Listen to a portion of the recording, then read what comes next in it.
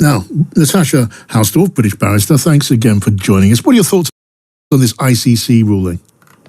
But of course, it's not just in Israel that this has met with a strong response, but also in the US Congress calling it a dangerous joke. And I think it's important that we recognize the basis upon which this decision appears to have been made. I mean, your fellow contributor there was already, again, referencing a Hamas death toll in relation to the last year in Gaza. And it seems to be that this decision has also been based on a lot of the media reporting as opposed to a proper analysis of the situation. And that's reflective in some of the allegations that have been repeated by the pre-trial chamber again, including that of starvation. I mean, if we look at the information that the prosecutor put to the court, that allegation in particular seems to have relied upon a report of the 18th of March, which suggested that famine was present in parts of the Gaza Strip, but it was very quickly debunked by the Famine Review Committee for the Integrated Food Security Phase Classification. It produced a subsequent report which indicated that, that report was seriously inadequate. It was based on information that was the conclusions it was drawing, I believe, were, from my recollection, were implausible. And the real concern here is that the court hasn't been disabused of the false information that was put before it. In fact, the prosecutor's response to being called out on the accuracy of this information was to double down and say the court should ignore any submissions on accuracy.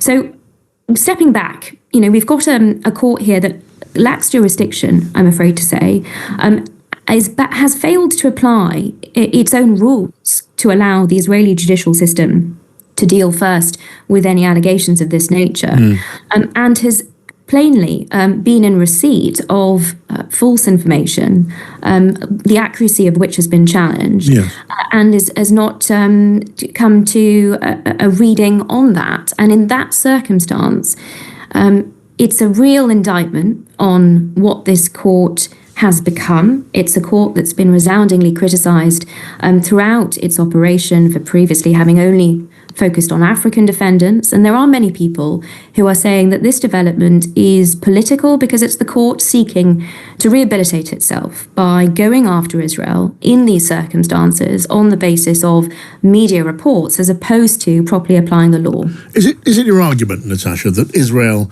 is above and beyond the reach of international law? Well, certainly not. But international law depends on, in this case, the Rome Statute, the founding statute of the court, which parties sign themselves up to, and a proper application of what it is that forms a state in international law. And without these, let me be clear, it is the question of jurisdiction that distinguishes a legal institution from a plainly political one. And here jurisdiction has been thrown out of the window. So before we even get on to the lack of accuracy of the allegations themselves, and the fact of the matter is the UK government, the US government, those governments with whom Israel has shared information about its approach to international humanitarian law, the law of armed conflict in Gaza, have consistently said that Israel is complying with the laws of war. Now, this press release coming out of the ICC is entirely inconsistent with that. And that is because it seems the information it's based on is false. So we're seeing a situation here which has fast developed into a farce.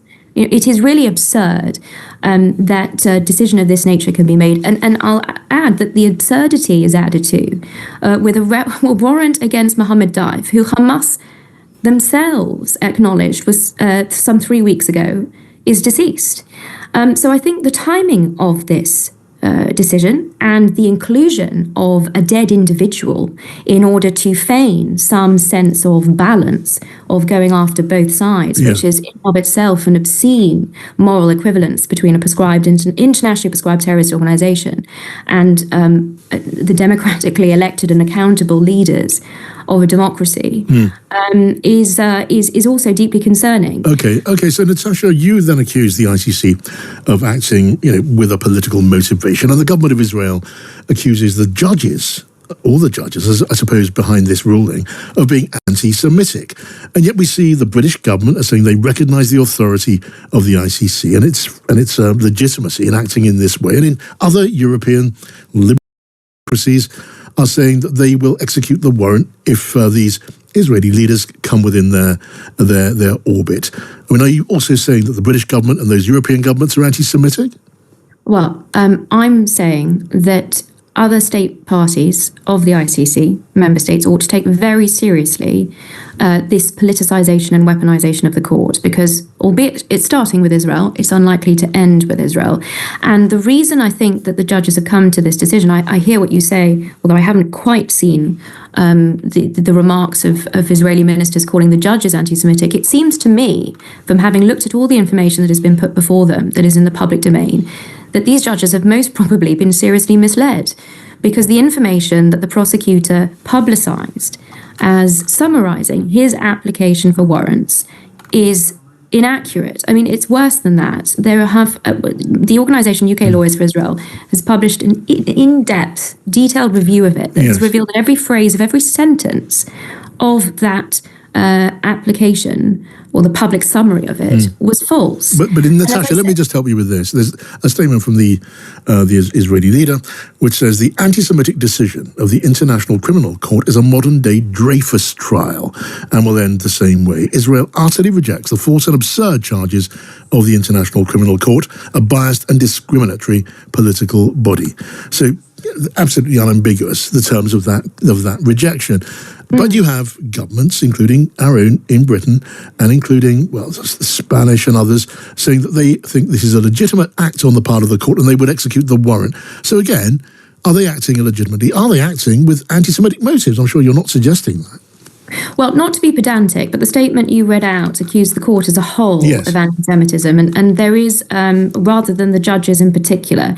And I think it is important to draw a distinction, because the office of the prosecutor who has brought this application that is based on false information, I think does call for really serious questions to be asked. But it was the judges who gave effect to these warrants on the application of the prosecutor. On the basis, it seems to me, that they have been very badly misinformed if that false information hasn't been corrected. And as I say, the prosecutor's response to submissions on accuracy was to say to the court that they ought to ignore that, which is extraordinary, considering the prosecutorial duties and those that members of the bar, of course, owe. But the question that you ask about the response of member states to the ICC, I do think that it is incumbent on any state that prizes rule of law to look very seriously and very carefully at this farce and call out the absurdities of it. And I don't just mean with respect to the accuracy of the material.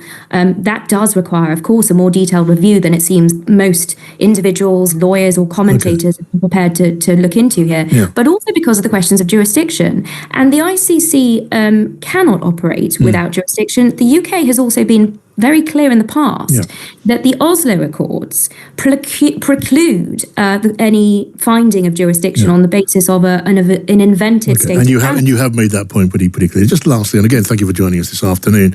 But one of the part of the reasons backing up these warrants is the accusation that Israel blocked vital aid to Gaza.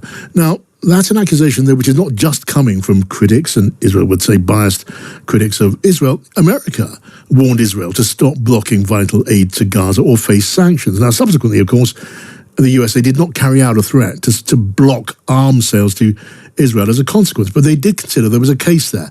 Does that not support the argument, at least, for some of these arguments to be deployed in front of a court like the ICC?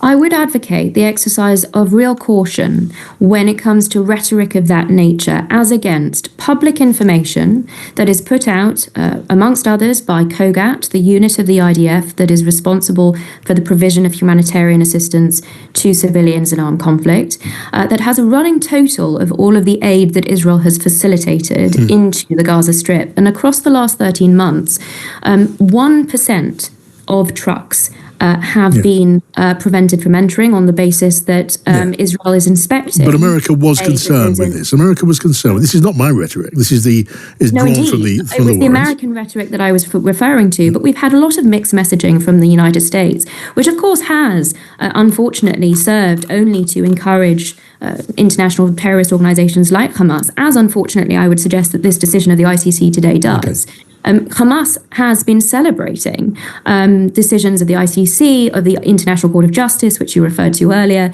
and it has been doing so because it understands that it is winning out with its propaganda war and with the weaponization of international courts in order to achieve its ultimate aims. Okay, Natasha, I'll have to leave it there, and thank you for joining us and sharing your thoughts on this development.